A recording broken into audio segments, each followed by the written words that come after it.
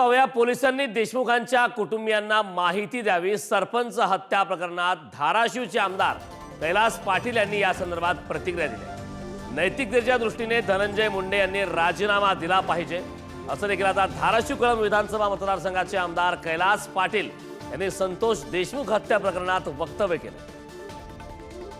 आज धाराशिव मध्ये मोर्चा आहे दादा, आपण सहभागी होणार आहात का आणि कशा प्रकारे या सर्व घटनांकडे बघताय?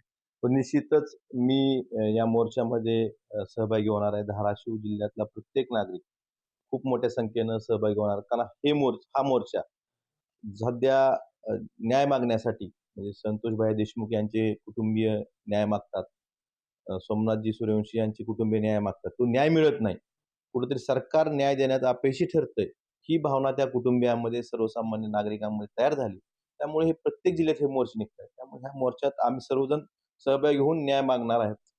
सध्या आपण बघतोय महाराष्ट्रामध्ये वेगवेगळ्या ठिकाणी वेगवेगळ्या अत्याचाराच्या घटना ज्या आहेत ते दिवसेंदिवस वाढत चालताना चित्र दिसते।